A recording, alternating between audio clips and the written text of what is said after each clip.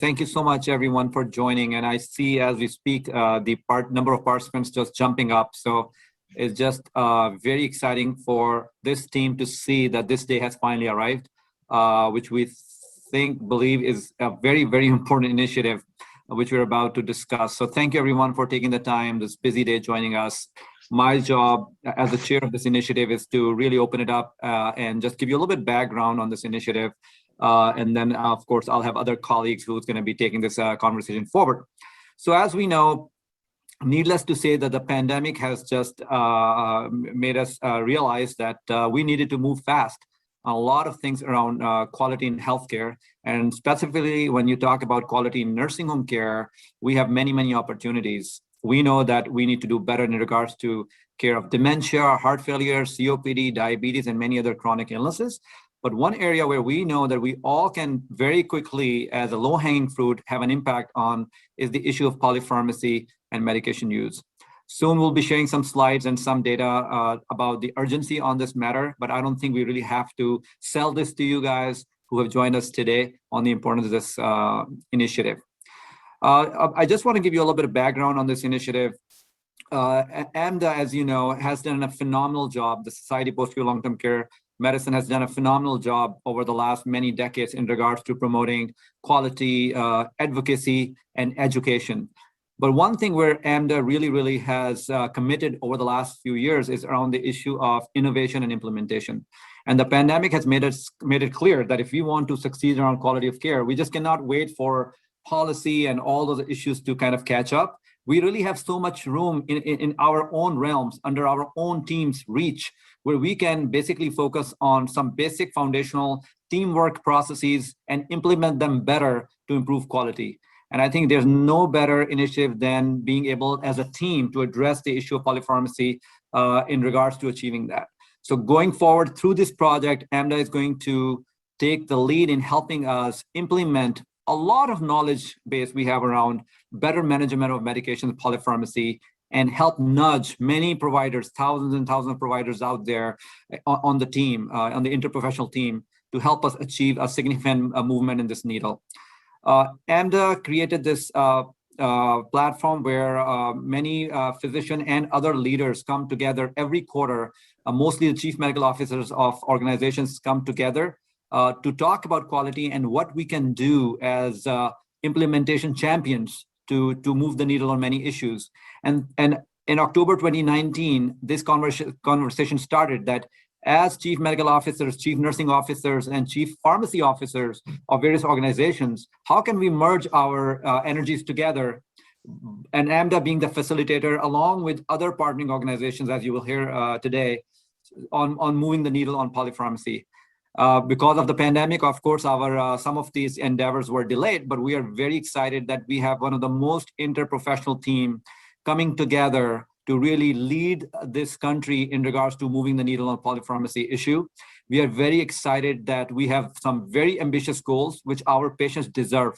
We are all for go slow approaches, being geriatric experts, but this is an issue where we do not afford to go slow, right? So we have, as you can see, come up with a very ambitious goal, which there was absolute united voice that we have to hit this issue hard. And we are aiming for a 25% reduction of scheduled medication in long-term care, long-stay patients. So that is our main overarching goal. We, of course, will be tracking some other measures as we go along, as you will hear about. So it's a very ambitious project. We are very excited to have you on board. I would like to introduce you quickly to our team here. In the next slide, as you will see, the team is, I'm an honor to be the chair and very excited to be having the co-chair as Sabine von Prees-Friedman, who many of you know already so well, and you're going to be hearing from her later today. And also our lead implementation, as you can see in our interprofessional team, we have a PharmD superstar from Pittsburgh, Jennifer Krukowski. She's going to be leading us in regards to very specific implementation efforts, and you're going to hear from her in a second. And then the last thing I just want to share is our work group and other colleagues. As you can see, we are so excited that it's one of the most interprofessional teams, as we have Chad. Let me just make it a little bit bigger. Chad Wars from as the executive director of the American Society of Consultant Pharmacists, Dr. Greg Johnson, CMO of the Evangelical Lutheran Good Samaritan Society, Mike Sinkoy, pharmacy services leader at Genesis, and very excited to have our Chief Nursing Officer partners from Signature Healthcare, Annette Winsler, and also Kathy Owens from Avalon Health Services. So we could not be more thrilled about this interprofessional collaboration that's going to happen, because we all understand that this issue requires an interprofessional effort and attention. So with that, with this excitement, I'm really happy to open this, and I'm going to invite my co-chair, Sabina, to take us from here. Thank you so much. Thank you so much, Arif. And yeah, I am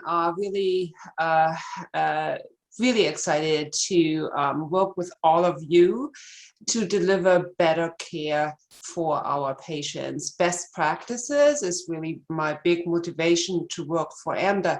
So let's just dive right in and get into what is deprescribing. By now, we've all heard the word. It was formed actually about 10 years ago by an Australian researcher and has several components. So let's look at the definition of it.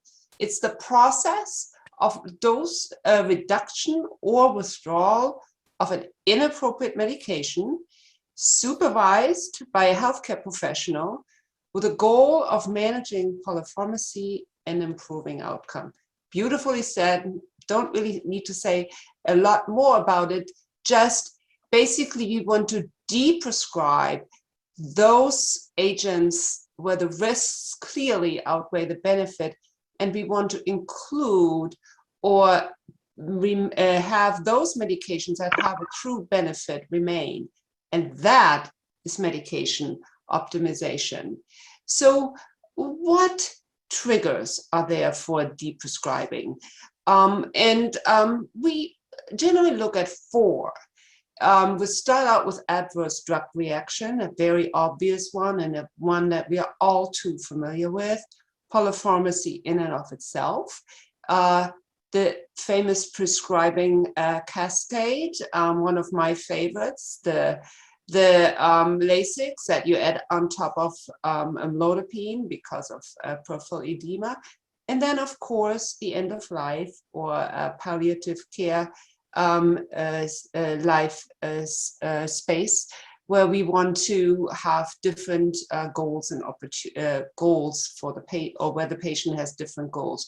And I think when we talk about deprescribing, we also want to make sure at all times that the patient goals and values are at the center of our decisions. So let's just go back to these 4 triggers and talk about them briefly. And I really probably don't have to. We are all here because we have recognized the importance of polypharmacy and adverse drug reaction. Just want to say briefly that polypharmacy and adverse drug reactions are, of course, closely linked. We know that more than 5 medications are related to outpatient clinic or emergency department visits, and there's a higher odds of about 88% once you have more than 5 medications on board. And each additional medication probably adds about 7% of a fall risk to a patient in long-term care. And remember that between 10 and 25% of those falls result in fracture and or hospital admissions. So let's hear from you. And I think you see a poll here, and I want to make it very clear that this entire initiative is going to be a give and a take and a learn all, teach all. So it's really important for us to all know, where are we at? So the average number of medications per patient in my facility is ... less than 5, 5 to 9, 10 to 14, or 16 to 20 and over 20. And lastly, I don't know. So let's all look at poll 1 right now. Please vote. I'm going to give you about a minute to cast your vote. And then Erica, after about a minute, or once you see there's no more votes trickling in, please share the results with us. Sabina, I mean, if I have your permission, I just want to say one thing as people are answering these questions. Is that okay? Go ahead.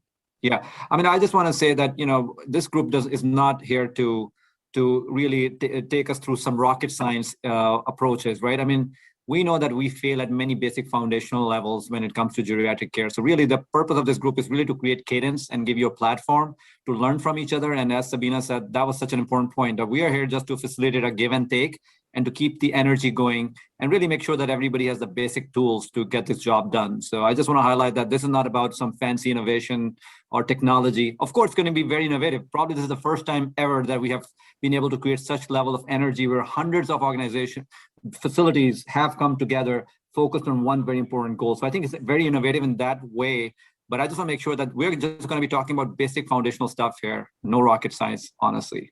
Thank you.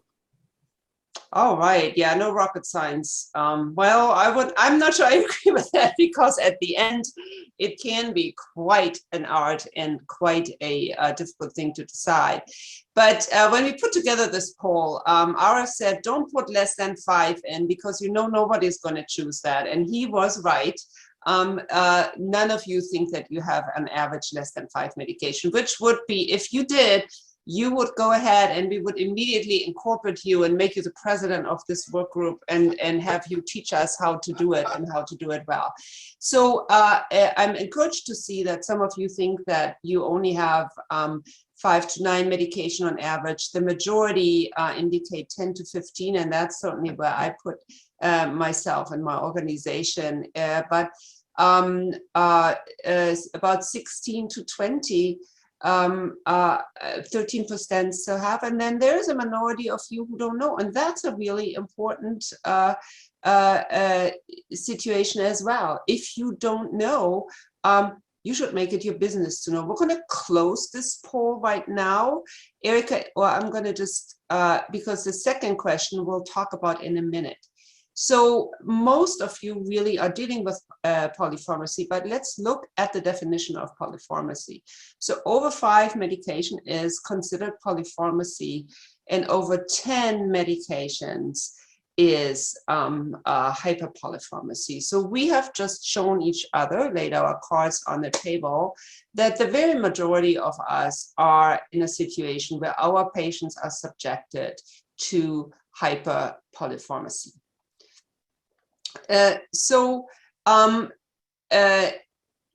What does the literature tell us? And I think the literature is pretty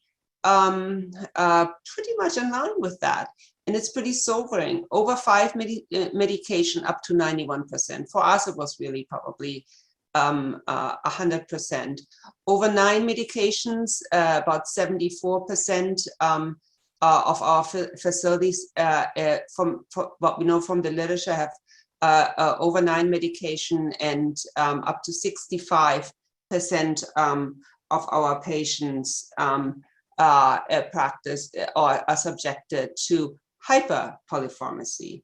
So that is certainly an uncomfortable statistic, and I think those of us here assembled today, I think we reflect that statistic.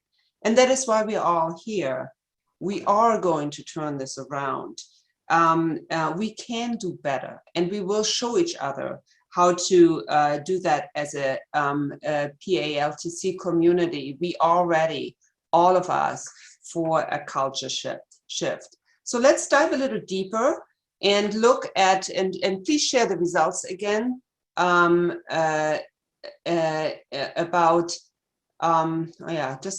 I thought that was kind of cute, America's Other Drug Problem. I think that's what we are actually dealing with. Let's share the results of the top 3 medication concerns. And we wanted to put this poll in here because we wanted to see where your priorities are. And it's kind of interesting, antipsychotics remain a huge priority. Much work has been done on antipsychotics. Anxiolytics are coming in as number 2, and then a topic, as you know, that's really near and dear to my heart is insulin and other hypoglycemics, the treatment of diabetes in long-term care. is very rich with opportunities. PPIs, opioids, anticoagulants, cardiovascular medication, you might be surprised what opportunities we have here as well. And antidepressants really are, and antibiotics are trailing, although if we believe the statistic, overprescribing of antibiotics is still fairly huge. So now I'm really pleased to hand over this presentation to our pharmacy lead. And Jennifer Krukowski is a director of geriatric pharmacy research at the University of Pittsburgh. So Jennifer, take it from here and walk us through what our plans for D2D are. Thanks, Sabina. I appreciate it. Hey, everyone. It's great to meet all of you. If I haven't had a chance yet to meet you in person or virtually, just to tell you a little bit about me, I've spent about the last 10 years really thinking about how to disseminate and implement deprescribing into the post-acute and long-term care setting, alongside some of my colleagues here at the University of Pittsburgh, and particularly Dr. Stephen Handler. I know some of you probably on this call know him very well. And I just want to say that doesn't really make me the expert. I'm really here to show you some of the research that we've done to help talk about some of the barriers and some of the problems that we've run into, and hopefully give all of you some insight on how to really start thinking about deprescribing and make it as part of your clinical practice as we do with everything else. So within the D2D initiative, I will be your kind of go-to girl to talk about what is going to work and maybe not work in your particular homes. And the way that we're going to help all of you do this is we're going to provide several resources that you can see on this slide. So first, over the next year, we'll have several webinars, which will be 45 minutes in length. They will all be virtual on this platform, Zoom. And we'll go through several different topics, some that we have selected and some that I hope all of you will help us select. And I've been monitoring the chat, and I thank all of you for adding some comments there already. And we'll be paying attention to kind of what your needs are so that we can give you what makes the most sense to you. Most particularly, I've noticed that already a lot of you have noted that how to talk to patients, how to talk to families, how to talk to other providers about deprescribing tends to be your largest issue. And so what we'll do is we'll make a specific webinar about communication maps, and I'm more than happy to share the communication map that our group has developed and validated and use every day with both patients, families, and providers. The second resource we're going to give to all of you are what we're going to call office hours. And these office hours will again be 45 minutes in length. They'll really be a discussion amongst our group. So it'll be where you're going to teach us kind of what's working for you. We'll provide resources back to you. It'll be more of an active environment, where we will not only celebrate the work, but really learn about what's going on with you and how our D2D work group can help all of you. We'll also have some specific resources like the D2D update email that will be located, you'll receive every month prior to our webinar or office hours. And a lot of this information will be on the D2D landing page, as you can see there. And Lori will talk a little bit more about those resources in a little bit. And then lastly, we as a work group have had an opportunity to work with a lot of our pharmacy service partners. And so we'll be monitoring this initiative through performance metrics. We'll be looking at specifically aggregate data. So this data will not be specific. We won't be able to identify which home is doing what, but we'll be able to look overall at the progress that we've been making and also potentially take a look at what other things we need to target moving forward as well.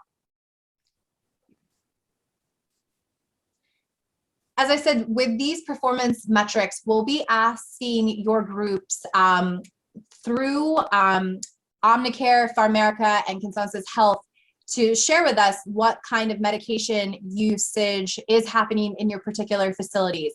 If you are someone who currently at this time does not receive your pharmacy services from one of these three companies will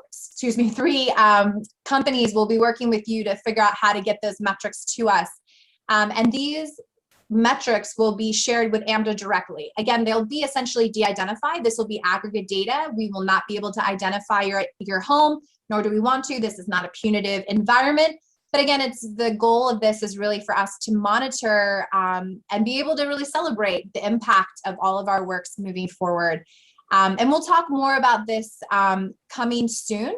We plan on having several calls with Omnicare for America and some of our other pharmacy service partners, and we'll be able to provide, updated details as they come moving forward.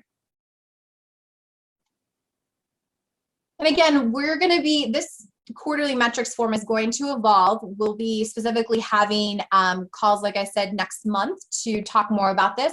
But here's just an example of what we're going to be looking at. As you can see, we'll look at how many facilities each group is submitting to us, how many residents. That includes the percentage of residents that are receiving a medication on the Beers list. A lot of folks like to use the Beers list as a way to identify potentially inappropriate meds. We'll also be looking at the number of med passes a day, because if we are able to show that there is a reduction in med passes, theoretically, then we are freeing up bandwidth and space for our nursing colleagues to do more of the, I'm sure what they would consider more of the valuable work that we do in the long-term care setting, which is, spending time with the veterans, taking them outside or into activities, etc. We'll also be looking at, of course, the number of scheduled or routine medications, the number of PRNs, the number of OTCs, if those are classified separately. And then we'll be looking specifically at the number of medications for some of these problem-prone classes that you all voted on during poll number 1. So I thank all of you for participating in that. That will help us kind of really gear in. It sounds like antipsychotics are one of the hot topics, and I'm not surprised by that, and hopefully we can focus on that at one of our future webinars as well.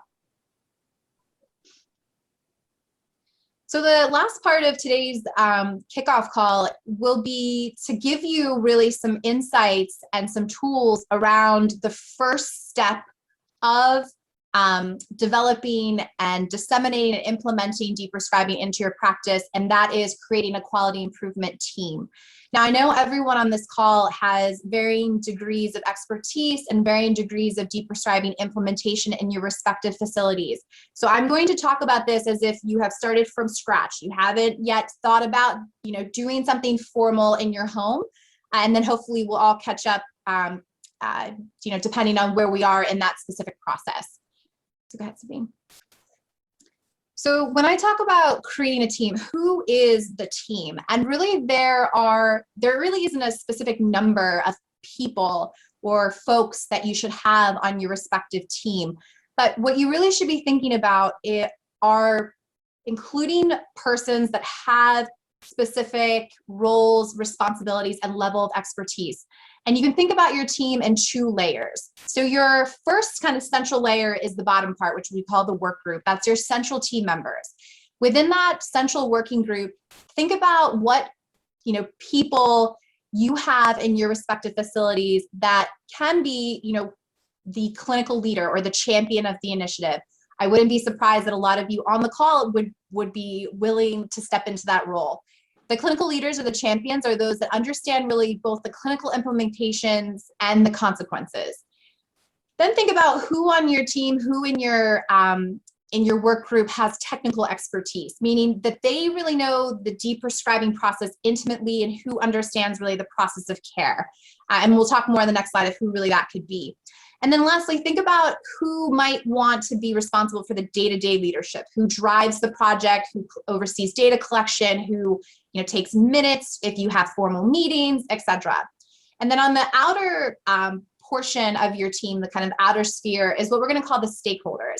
Your stakeholders are persons who have an interest in the project and can influence its success and failure, but really don't need to be part of the day-to-day of your quality improvement initiative unless you want them to and they want to as well. Again, there is not a specific number to folks that need to be part of your team, and more than one person can share each of these roles and responsibilities. But it's just important that you have somewhat of a representation of all of these of these responsibilities within your team in order for it to be successful. So who could be potentially part of your deprescribing team? Well, if you think about your stakeholders, those could be your medical directors or your chief quality officers or your nursing leadership. If you're thinking about your champions, those could also be your medical directors, maybe your consultant pharmacists, your frontline nurses, your social workers. If you're thinking about the technical expertise, because deprescribing is focused within the prescribing cascade, that tends to lean more on the prescribers of your group. So your medical directors, your advanced practice providers, really your prescribers, as well as your pharmacists. And then lastly, who could serve as your day-to-day leadership? That could really be anyone as well. Again, your pharmacists, nurses, prescribers as well. And then think about some other important team members as well. A lot of our previous initiatives that we've done here in Pittsburgh have considered, the importance and have included, patient educators, our residents themselves, their family members, and each of them have been able to give us different viewpoints and expertise on these initiatives. Again, I would assume that a lot of you on this call would be more than happy to step into the clinical leadership or the champion role within this initiative. And so if you are that person, the next step is really to think about forming your team together. And in order to do that, you need to first think about what your mission or your aim broadly is within this deprescribing realm. So here's some tips. First, think about what your specific problem is. What thing are you really going to tackle? Is it going to be medication overload? Medication overload is kind of the new term for polypharmacy, basically just meaning that patients are on a lot of medications and those risks outweigh all of the benefits of these meds. Is your problem really, does your facility have a lot of adverse drug reactions? Do they have a lot of adverse drug events? Do you have a lot of unnecessary or unplanned healthcare transfers? Is your problem that your nurses are overwhelmed with the amount of time it takes for them to administer these meds? Is it cost? Is your home really, you're suffering from the amount of money that needs to be put into these formulations? And then next, think about this problem both in a quantitative and a qualitative way. We can add a lot of numbers to a deprescribing initiative, but really you do also need some color. You do also need some life. And a lot of times that qualitative measure, that patient story, that nurse story, that prescriber story can really help, grasp and give people a better understanding of why this is really super important. And then eventually, don't be too hard on yourself if you feel like you're not really sure what you should focus on specifically within your particular initiative. Eventually, once you get your team together, you can make all of your specific missions and aims either formally or informally. And what you can use is that SMART framework. For those of you who haven't used SMART before, it just means basically that it's measurable, attainable, relevant, and within a time period. And we'll talk more about that during our June webinar. Go ahead, Steve. And so here are just some examples that comes from some of the IHI's specific guidelines around deprescribing implementation. As you can see, some folks like to really focus on the safety aspect of deprescribing. And what I mean is the safety benefits of deprescribing. So we can reduce medication-related harms, length of stay, et cetera. Some folks really like to focus more on the problem, which is the prevalence of these potentially or inappropriate medications. And then a lot of folks also try to just embed this deprescribing initiative within whatever other initiatives have been developed or are already kind of flying within their respective homes. So again, you don't need to be super specific right off the bat, but once you have an idea, and it's time to form your team, once you're inviting your team, think about aligning the goal of this deprescribing mission to either whatever facility goal makes sense for you, whatever their particular priorities, mission, vision is. This is really up to you because you guys are the experts of your home much more than I ever will. You can also consider aligning your deprescribing initiative to the actual resident, to the patient. I had a patient last week who really told me they were suffering from the amount of medications they were on. And again, that's really meaningful to some of your, your upper stakeholders as well.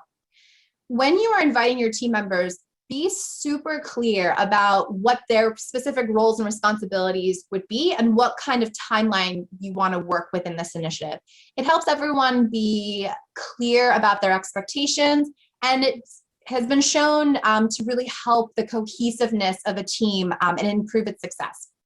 When I'm inviting a work group to come together, and actually Dr. Nazir can talk about this, when he invited me to join the D2D work group, a lot of times we'll do things in person, or Dr. Nazir and I talked on the phone because we're a little bit far away geographically. But then consider sending a follow-up email to make it formal and to document it so that everything is concrete and, again, clear moving forward. So here are your next steps. Your homework from today's kickoff call is to start thinking about your team, build it. Consider your pharmacist colleagues, your prescribers, your chief nursing officer, your social workers, your residents, your family, whatever you think makes the most sense for your particular home.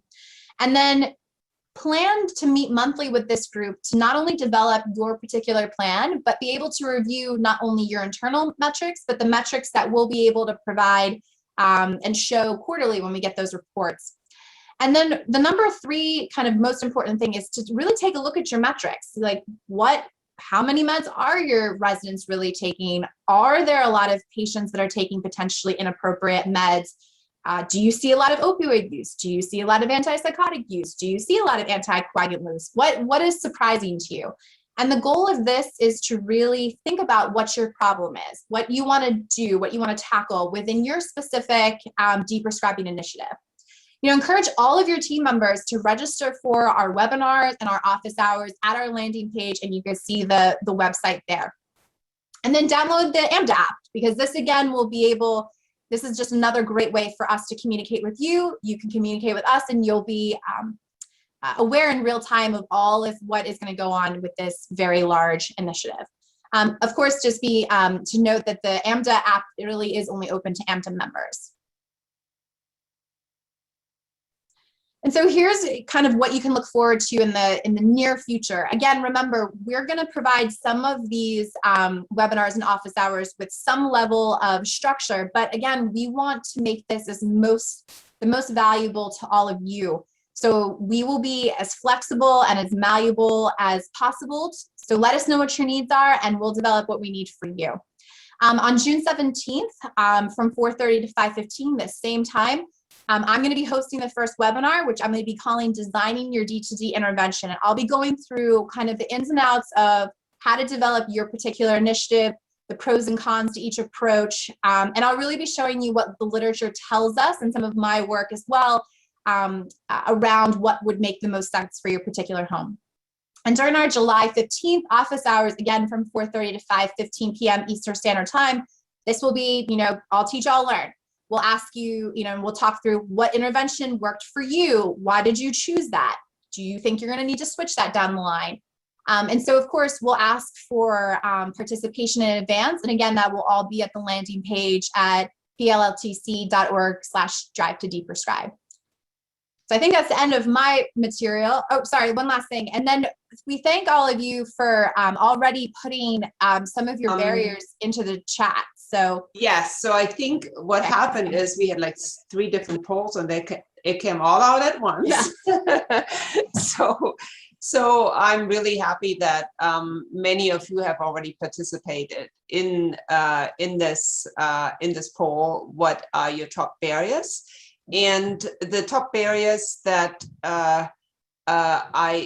you guys identified, from what I see, a lot of it is family and patient resistance. And Jennifer has already said that she is going to address that. But also, and that is something certainly that I can identify with, you don't know where these drugs came from, and where did they originate, what were they for? And this is exactly what deprescribing is really meant for, in how this polypharmacy develops. Somebody starts something 20 years ago for a certain reason, and that medication may have outlived its usefulness for a long time already. So how do we most efficiently figure that out? And I would propose to you right now that that's what your pharmacist is for, but I'm sure there are other ways for us to look at that efficiently. And so we will be saving this chat, and we will be looking at that, and we will be tailoring our future education along those lines. And if you have any other things coming up, please let us know. Lori, would you like to talk a little bit about our social media and promotional toolkit now? Sabina, one thing, can I just say before Lori goes to that social media issue? Just one last, I just want to mention quickly. I'm just seeing some amazing leaders I know on the call who, by the way, are way better experts than I can be in implementing something like polypharmacy, deprescribing, optimization, management. So please, I just want to highlight that our job here, this committee's job, is to bring energies together and learn from each other and create, pull our energies together so we can have a bigger change faster. That is our goal. So we really want to hear from you. Your perspectives are important. Many of you have had significant success already in this initiative in your own organization. So if something is working really well for you, please continue that and use additional resources from us, and then also educate us. How can we disseminate your principles better? So this the group which is here right now, we really want to make sure that we facilitate exchange of information, make sure the energy continues to be there collectively, and that. So I just want to emphasize that the purpose of this group. Thanks. And that's why it's going to be so important for everyone to attend the office hours, because that's really a great opportunity for everybody to go and to share on a bi-monthly basis. Real quick, I just want to share information about our social media and promotional toolkit. As Jen had emphasized, the importance of the team here is, we can't underestimate. It's just so critical that they all participate. So we need your help disseminating information about the Drive to Deprescribe campaign to your prescribers, your pharmacists, your CNO, etc. After each call, we will be developing new materials to promote the next call. And all of those will be available on the Drive to Deprescribe website. On the right rail of that landing page is a link to access the toolkit. So every month we will be updating this kit, and that will include social media images, sample Twitter posts, ads that you can include on your website, on web pages, emails. And we also have sample copy that you can download to use to send emails to your facilities, and flyers that you can use as well. So we're trying to make it as easy as possible for you to encourage participation at your facility level. And lastly from me, I know that we had mentioned the AMDA app. The AMDA app is free for anybody to download and access. There's an AMDA social component within the app. That is only accessible to AMDA members. However, we have a topic tagged in there called Drive to Deprescribe. And that's where we really want to encourage everyone to download the app and to share articles that you have found, successes you've had, questions that you have, because it's a great opportunity for us to stay in touch throughout the campaign. Thank you, Lori. And now it's time for some more questions. We have 6 minutes left. We want to always start on time and end on time, because I know everybody's time is very precious. So Sabina, can I ask a question which somebody asked, and I really want you to see if you can tackle this question. The question is, one of our friends in the chat box is, a lot of physicians don't want to deprescribe because they feel that other providers started these medications in other settings, so they want to be very respectful. How do you get over that mindset? I thought that was a very important question. I think that is a very important question. And nobody said that deprescribing wasn't arduous at times and would not take time. So really, I think what you need to do is you need to be in touch with those providers if you have a concern and say, here's my thinking. And I've had a chance to look at this, and I know you started this, or there is this medication on board, and my thinking is, given what I know from the literature, maybe it would be a good idea. And then you follow up as an outpatient. If it's a short-term patient, if it's a long-term patient, the conversation is probably not as important. But I think that is very important. And I recently had the pleasure to attend an AGS a panel for cardiovascular deep prescribing. It was really fascinating. And the cardiologist said, yeah, and there was actually a post-acute cardiologist in there, and they said, yeah, call us. We should be talking to each other during that conversation, during that process. It's not a quick fix. It's probably an ongoing process. It should involve team members. It should involve the other physicians as team members. And fortunately, these days with EHR, we have messaging capabilities, so we don't have to be on the phone necessarily, but we can message each other. And I have found that extremely helpful in my patient care. Good. And I do want to acknowledge that of course other colleagues, work group members like Mike Sinquay, and I saw Dr. Greg Johnson are also on the call here today. So I mean, if you have any insights, please make sure chime in also. Since we have so many leaders of companies here, in being a CMO myself, I think that what I have learned is that I can't really get anything done unless I have that stakeholder buy-in. So I think although your administrator or your chief medical officer or your chiefs or your CEO or your regional may not be part of your work group, it is really important that you have the buy-in from those folks, because these are the ones who will actually facilitate, set the time aside for your team members to participate and help you drive that whole process forward. So make sure that your administrator knows. They're not going to be able to do the work, but they are going to set the tone so that your team can be successful. Jennifer, thank you for your tips on building a team. I already sent an invite to my team, which I envision as our team at Signature. And of course, we'll expand it based on input and whatnot. So work starts today, guys. Jennifer is going to make sure that we all get the job done. So you can't escape this. And I saw Mike wanted to say something. I guess he got off mute. I want to make sure that Mike, you can speak. Hey, everybody. Listen, I just wanted to thank everyone for joining. This was an awesome presentation today. So many people came, and I'm looking forward to working with each and every one of you through this process. That's all. And thank you, Mike. And can I call upon our amazing partner, Chad, with the pharmacy organization, ASCAP. I don't know, Chad, if you have the ability to say a few words, because it's just an honor to have you on the work group with us.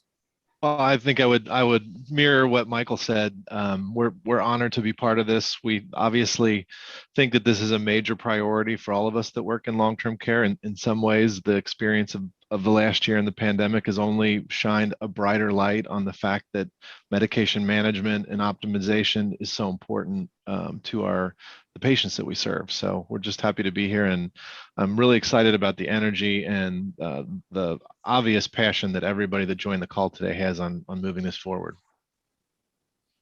Thank you. And I see Greg also has joined. Dr. Johnson, do you have a couple of words for us today? Of course, we're going to be hearing from all these work group members a lot in the next subsequent calls also. Yeah, I'll admit I didn't make it on the first few minutes. Maybe Sabine mentioned this, but I think our passion around this comes from, really some of the good that we saw happen through the pandemic. If there was good, some of it was us just binding together in the beginning and saying, wow, maybe we can ease some of this prescribing.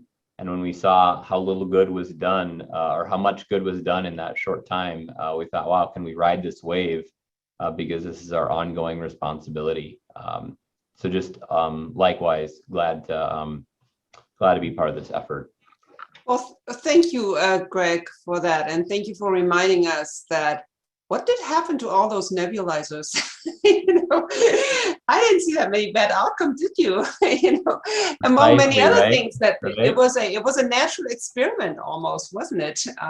So I think that has definitely given us some pause to see how much deep prescribing is actually possible. And so as we are at the end of our time now, I want to remind everyone that we have a social media thing going, so all the input is appreciated. I also want to remind that not all of you are in skilled nursing. So I'd love to look at this also in the assisted living setting, and so more interesting stuff to come in the future. And then I want to thank you everyone for attending today, and once again demonstrating your dedication towards best practices for our precious And patients. Sabina, I just quickly want to say one thing for sure, that we need to absolutely thank the ANDA staff. I was going to say that, but you go ahead and do it. I want to take that pleasure, please. Please Because do it. I mean, with us, with smiles on their face, they have taken this another thing to do for us on their shoulders, and this has been a big lift for an itsy bitsy but very powerful organization. So thank you, Lori, Erin, and Erica, and of course Chris Laxton, who's empowered you. We would not be able to do it without you guys. Thank you so much. Yeah, and just to add to that, I think you are dedicated in helping us achieving our highest professional potential, and it is seen and so valued. So thank you, all of you, and we'll see you in June, and we'll be in touch in the meantime. Have a good afternoon. Bye-bye. Take care. Bye-bye.